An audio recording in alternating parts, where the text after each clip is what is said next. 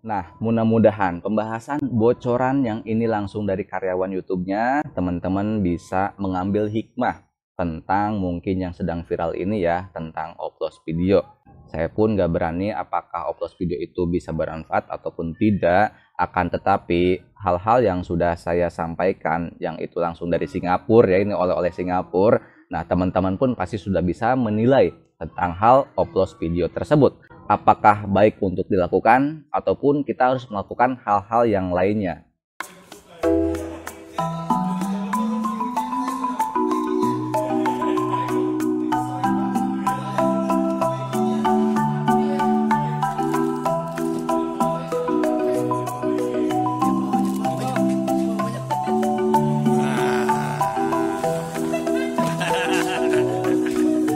Yang punya tuh.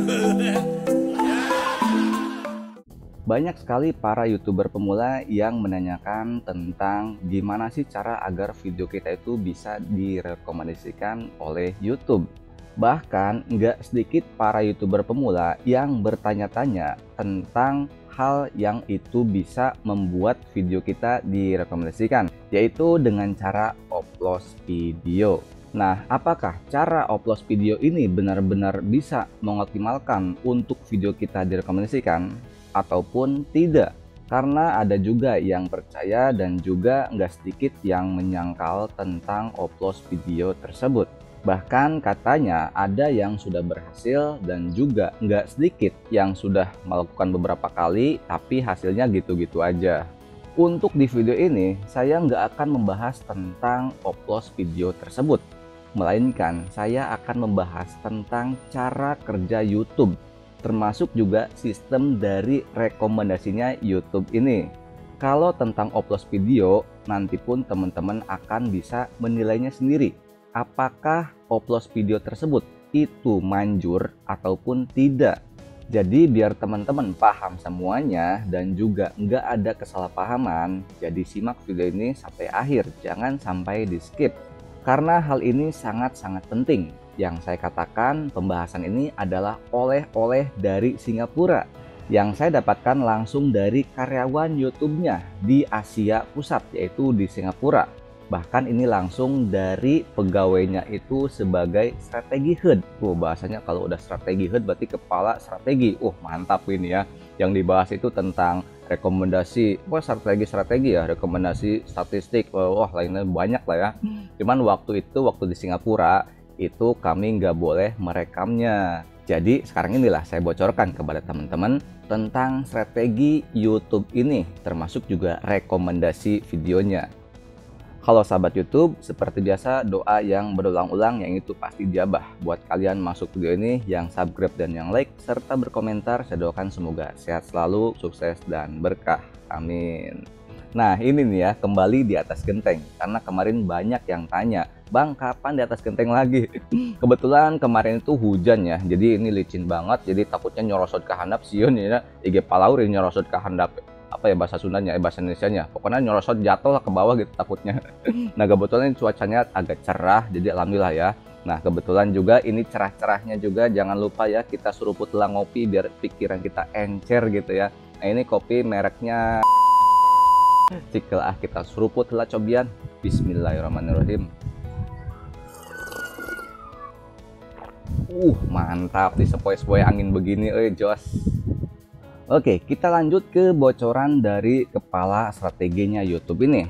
Bahwasanya ketika kita mengupload video dan itu baru dipublik, sebetulnya video kita itu sudah mendapatkan direkomendasikan oleh YouTube, yang itu masuk ke halaman pertama, beranda YouTube.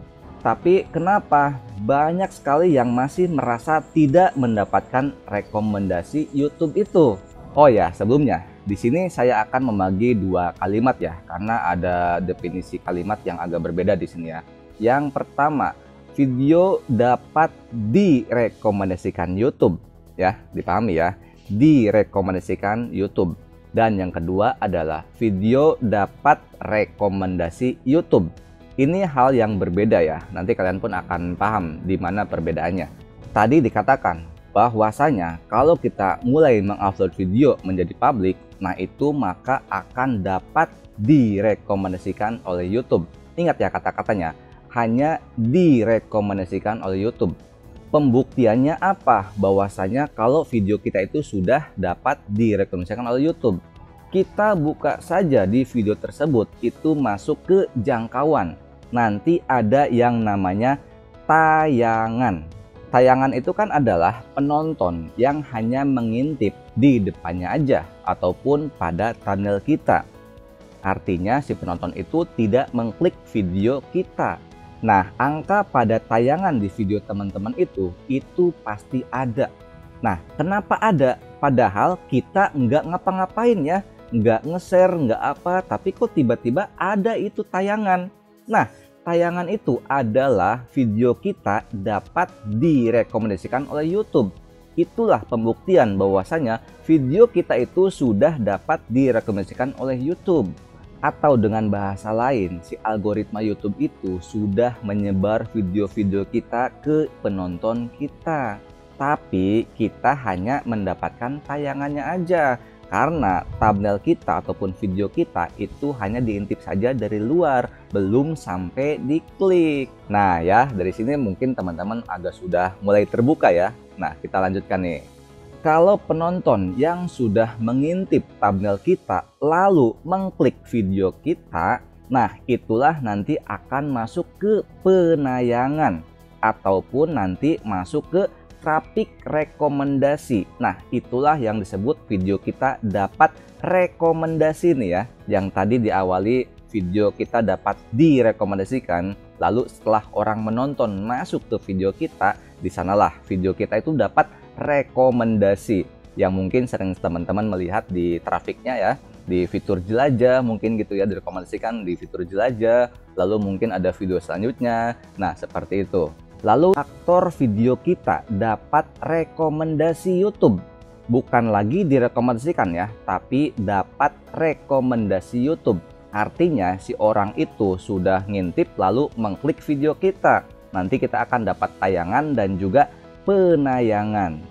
Nah, dikatakan sebelumnya bahwasanya kalau kita baru upload video baru publik, lalu itu nanti kita akan bisa mendapatkan tayangan. Padahal kita nggak ngapa-ngapain kan, tapi dapat tuh tayangan ya. Nah, disinilah tugas kita. Gimana caranya tayangan itu menjadi penayangan? Atau bahasa lain, tugas kita gimana caranya orang yang sudah mengintip thumbnail kita itu untuk masuk ke video kita. Nah, inilah yang sering para YouTuber bilang, bikin judul itu harus bikin penasaran, lalu thumbnailnya juga harus lebih penasaran, dan mungkin yang lain-lainnya. Agar nantinya calon penonton kita yang hanya ngintip pada thumbnail aja, itu langsung bisa masuk ke video kita, dan nantinya kita akan bisa mendapatkan rekomendasi video. Lalu ini tentang upload video. Nah, untuk upload video di sini saya tidak akan banyak mengomentarinya ya. Apakah upload video itu bermanfaat untuk dilakukan ataupun tidak. Tapi saya yakin teman-teman di sini dengan apa yang sudah saya bahas tadi, teman-teman pun bisa langsung menilainya. Apakah upload video itu akan bisa mengoptimalkan untuk video kita direkomendasikan ataupun tidak. Yang saya sebut sebelumnya bahwasanya ketika video kita baru upload, baru publik ya, kita nggak ngapa-ngapain pun, itu video kita sudah direkomendasikan oleh YouTube yang masuk ke tayangan. Tapi untuk menjadi penayangannya ataupun berubah menjadi rekomendasi videonya, di sanalah tugas kita untuk membuat judul dan thumbnail yang lebih penasaran. Jadi kalau buat saya tentang upload ini, kalau saya punya waktu luang ya mendingan saya nyari-nyari ide konten gitu ya, dan juga lebih membuat thumbnail yang penasaran seperti apa, judul yang penasaran juga seperti apa, dan hal-hal yang lain yang itu bisa bermanfaat buat waktu saya agar nanti waktu saya itu nggak hilang sia-sia gitu ya. Dan kalaupun tentang nontonin video orang yang itu yang di mix-mix kayak gitu ya, namanya upload video, ya lebih baik saya nontonin video saya full aja sendiri gitu ya, yang nantinya itu bisa masuk ke channel saya yang belum dimonet gitu ya. Kan lumayan juga ya. Nah, jika teman-teman ingin strategi YouTube yang lainnya yang langsung juga dari karyawan YouTube-nya, apalagi sekarang akan ada monetisasi video short, nah ini saya sudah membuatkan playlist untuk strategi-strategi video short yang langsung dari karyawan YouTube-nya. Terima kasih dari saya, sampai jumpa di konten-konten selanjutnya, dan salam sukses buat kita bersama.